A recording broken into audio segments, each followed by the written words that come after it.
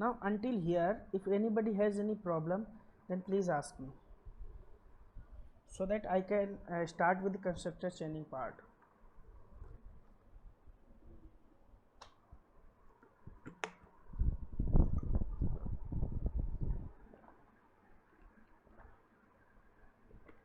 Okay, now what I will do here, I will pass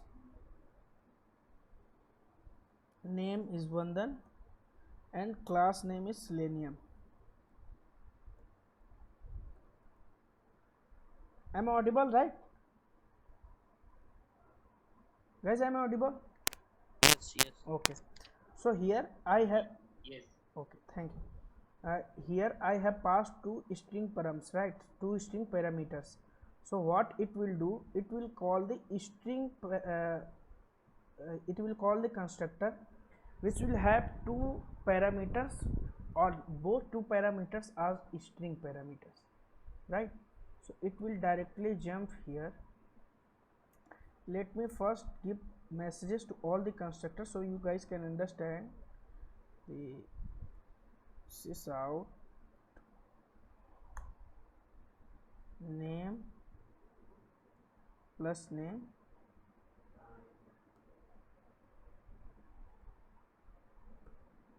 here class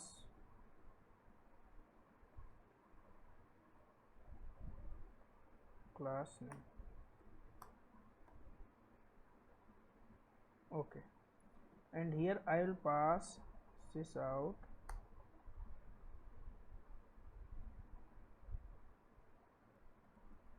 I am printing those variable which will I pass from that constructor, right? Name sysout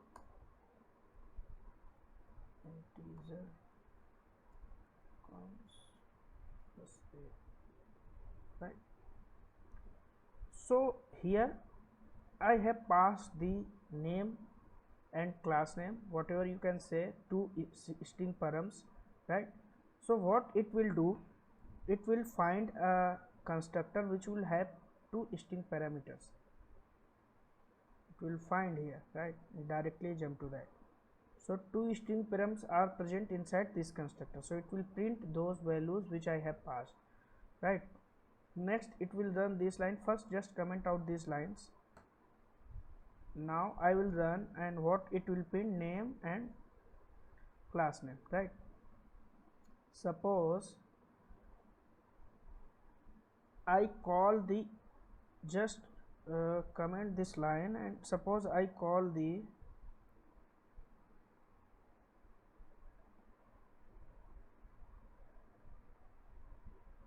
five,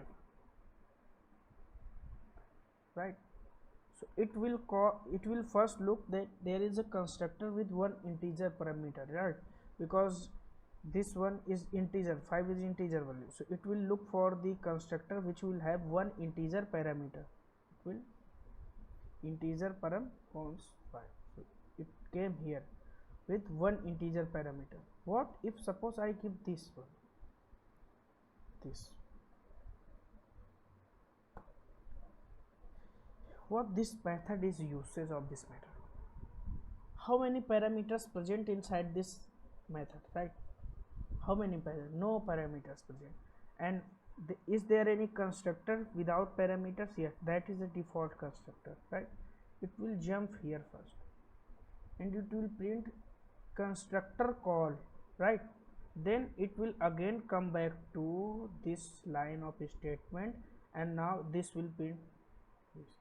And there is a rule for this keyword, this method, that it should be first line of statement inside constructor, right? So this should be first line of statement inside constructor. If I try to force it to write over here, so this will be a giving error, and you can see constructor call must be the first line of statement in a constructor, right? We want to use inside a method, you can't use inside any method, right? you can use this inside a constructor only, right? So these are two rules that we have to follow, and following those rules we can justify our coding, right? Now here I have passed the 5. You guys can see that this will jump to this constructor and it will print this.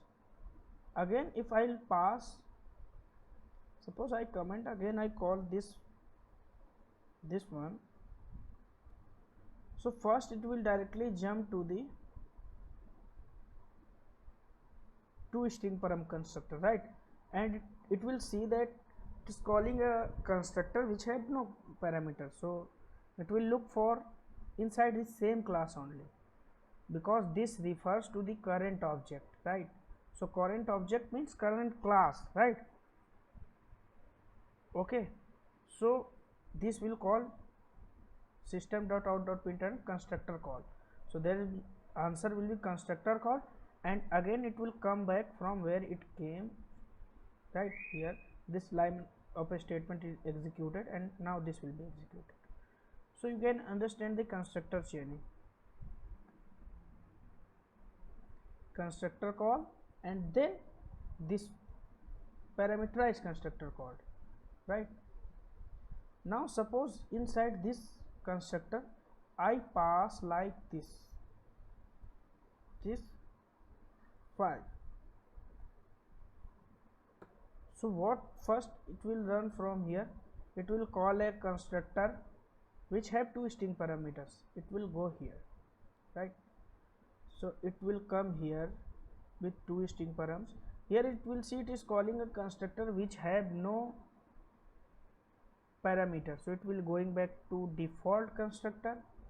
Default constructor internally calling another constructor which have one integer parameter, so it will come here, and now there is no such this method present inside this constructor, so it will print integer param integer param constructor a, right? So it will print this, and it will went back to from where it came, right? So it will going here and printing constructor call, and it will going back to here from it came, so it was came from here, right? So then it will print this one. So output will be first the integer param, then default constructor, and then your string, right? So I hope this is much clear to you guys. Suppose I make some changes over here, like I will call which constructor,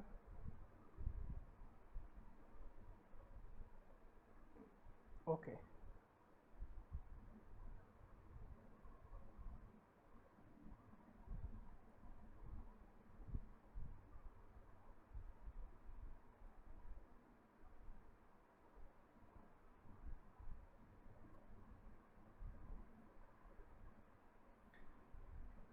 Now I understand some, suppose this,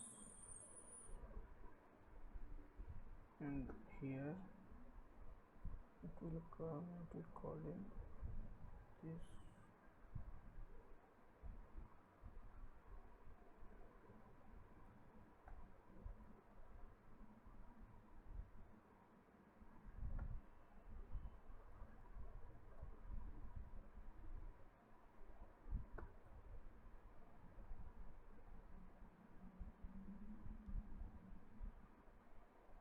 calling this,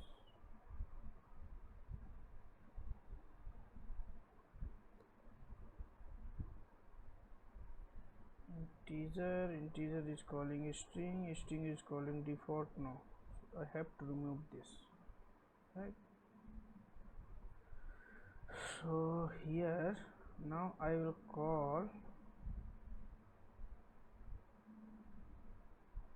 okay, this called this one, and it should call this one. I call this here, okay. So let it be. Now if anyone can answer me what will be the output, if I can show you the screen, let me ask with some people. Like I want to understand with the Lakshmi. If you can answer me what will be the output, you can debug your code. Here I have passed this constructor.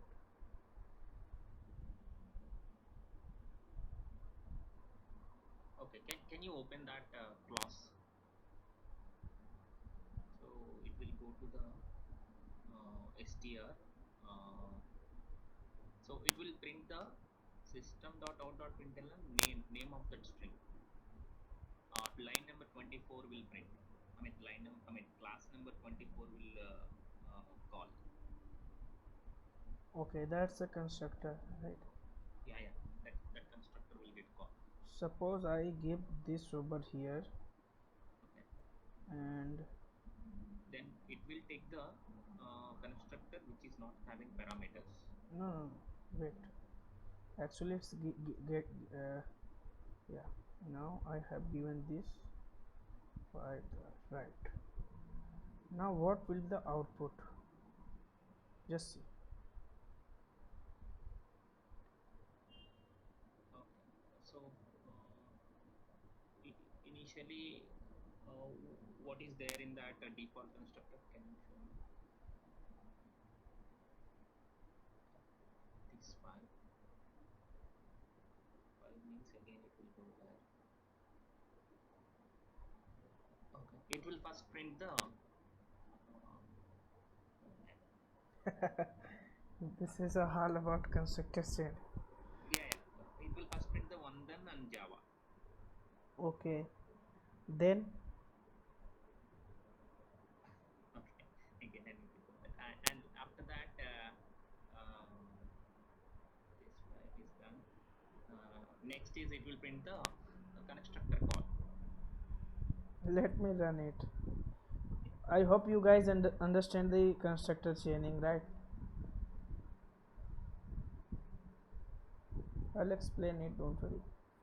First, what will happen, it will be going to this constructor which have one string as a parameter, right? I'll be explaining this output. So it will go here with one string parameter, and here it came, and what it's seen in first line that it's calling a default constructor, right? Because default constructor have no parameter. Again it is going here, and then in first line it has seen that it is calling parameterized constructor which have one integer parameter. It will be going here. Again it's seen that it is calling a two string param constructor, right? So it will come here and it will print this. So it has printed name and class, right? Next time it will going back to there only where it from it came, right? So it came from here, right? Now it will execute this line of statement, right? So it printed the constructor, right? Where it came from, it I came, missed this second line actually. oh no worries. So it came from the constructor which this was calling, right? So next time it will print constructor call, right? And first time it will be going back to again that constructor, and it will be printing the constructor which was passed from there, right? So this constructor was passed from the calling method, right?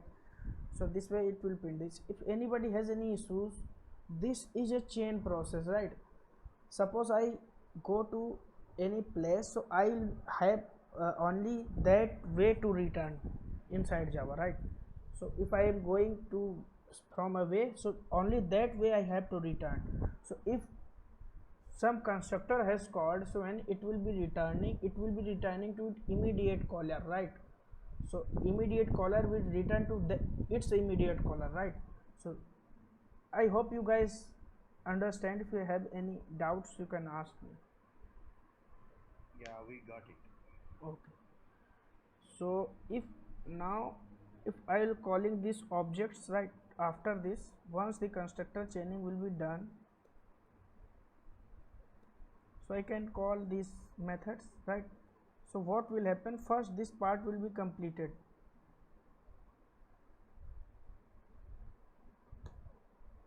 First this part will be completed and then method will be called, right? So this way I have one more thing to explain. Static block. Suppose I have a static block over here.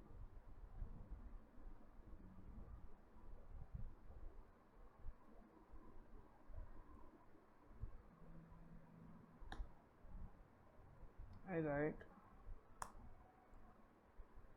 static block.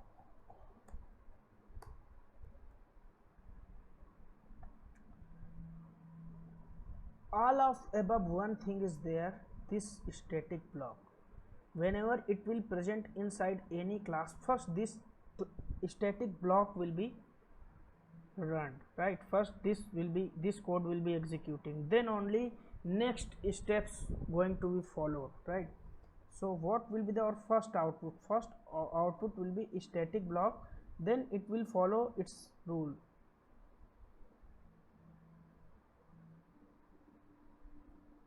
right? And what is the usage of this block, why we use it? Guys, suppose you can say that suppose we have a shared data to use to everyone, right? So we can use this code over in that place. Suppose I have to write a array list program or someone else, like so this will save our memory, like shared you can say static block can be used in that place where we have shared data. So I will take an example, I will search by internet, I have some examples but that will be not worthful here. So whenever suppose I want to log into a system, right? So and I don't want to use a database for that, so just define two username and password and then use that username and password inside this static block. So just when you run the code, that username and password first will be there and then you can run your code to match username password with them, right? So this will be a dummy project that I'll be giving to you guys, where you will be using this static block. Keep it in your mind, right?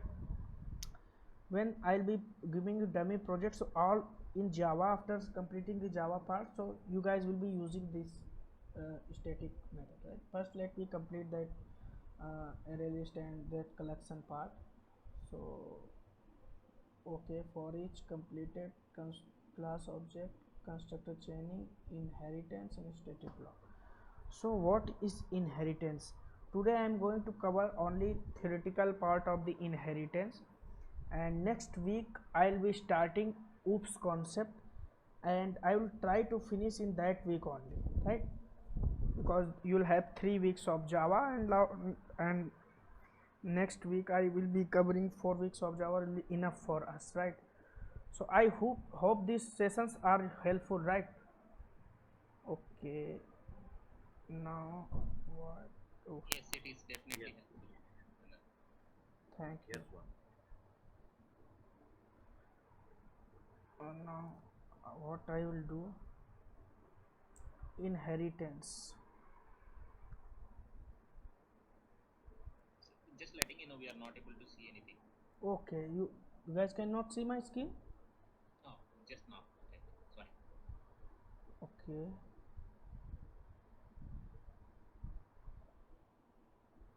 now visible, right? Yes. Okay. Yes, yes.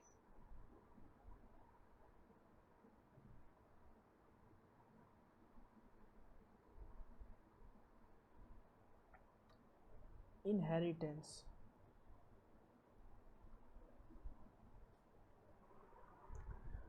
I have said that we can make the object of a class and use that method, right? So that is a part of has a relationship. I'll be explaining in more depth it later on. Some part we have covered today. Inheritance is what is inheritance? So when a class uses the property of another class, So that is inheritance, right? Here we were making the object for that class, and I was using those properties, like I was using the add and subtract method inside another class. So that's also inheritance, but that's comes under Hazer relationship. What is Hazer relationship? If I make the object of a class inside a class, right? So that is Hazer relationship. But when we perform the inheritance using in extend keywords, that is a relationship. What are the benefits of using it? What are the disadvantages of using it? So what are the benefits of using it, and what are the disadvantages of using it? I'll be explaining. First, let me write some example for you. Like I have a class A. Just understand, for I'll be explaining only theoretical part today, and I will have default constructor, right? Whether I write it or not write it. Void add some addition code, void subtract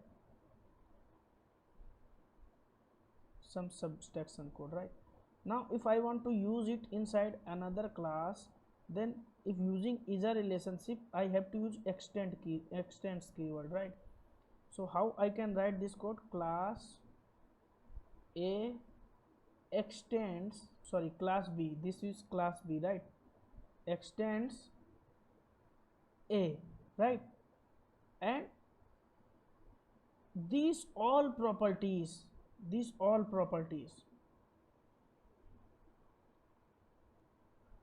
accepting this constructor, this will not come inside this class. Otherwise, whatever the you write the variable int A, int B, these are coming inside this class until we restrict something to come over here, right? You can have some provide some restriction that this part of code should not be going into this class. But if you don't provide some restrictions, this all methods will be coming to this class, right? I can redefine this method, but if I want to use only these methods, we can use it. And these all, suppose I have 100 methods inside this class A, so all these 100 methods will be coming inside this class B, right? So what the disadvantage of it? Suppose I want only use this add method. So if I am extending this all methods, then all 100 methods will be coming if I will be using extend keywords or is a relationship, right? So this class will be, you can say that this will take the memory, right? And if this is 100 MB class, so but there is no such class with 100. Suppose it's 100 KB class, so this class will be also 100 KB plus its own load, right? Its own load will be also count, and this 100 KB came inside, right? So this is the disadvantage of using it. So if I perform has a relationship, then I can make the object for this class. Suppose I class B, and here make the object of a class A is equal to new A, and just call that method only, A dot add, right?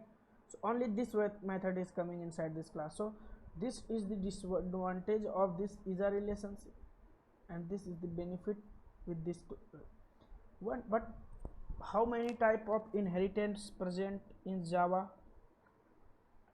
So Java have basically how many types of inheritance? First let me explain. Single level. Suppose there is a class A, class B, class C, for example. What is single level? When one class extends another. Suppose, what is example for it? One class extends another. This is single level. So suppose class B extends A, right? Second one is multi-level.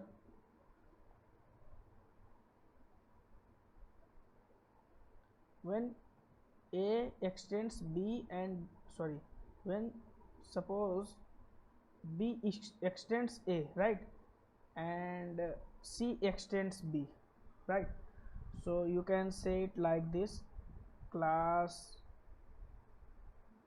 A extends B, right. All the properties of class B present inside class A, and if you want to extend this class A, right, so class C extends A, right. So all the properties of A and B are present inside class C, right, because class A has extended class B.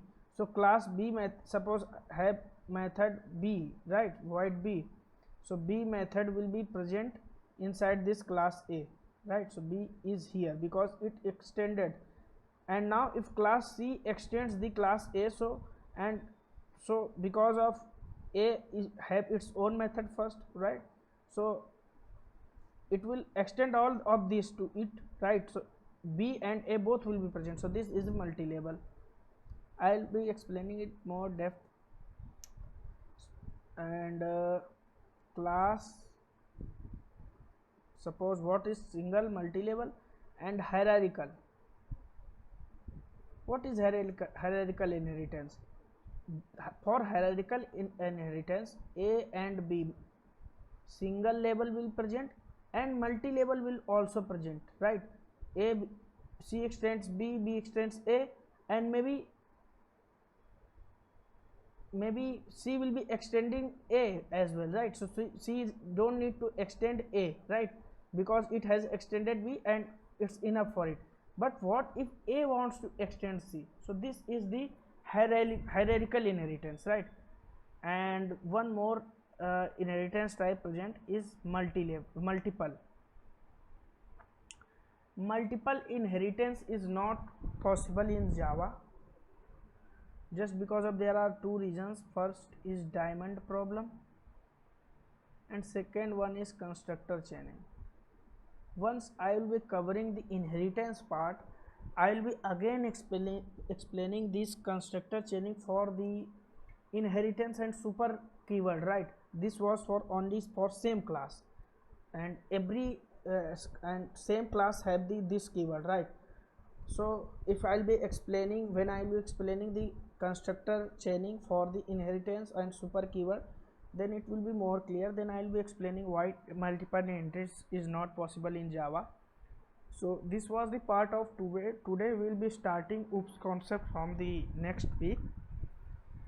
So I'll be hoping that at least you guys will go through with the basics of the inheritance first, and with a lot of practice you have to do for understanding these things. So if anybody has any query, then ask me. I wanted to start this inheritance concept so that I can move further. Coding part will be next week.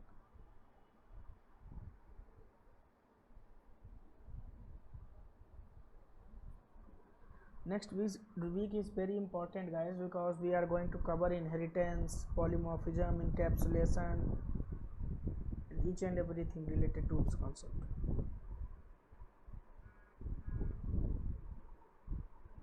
Anybody wants to ask anything? No one. I'm good. Okay, so I hope that Sumit have given you assignment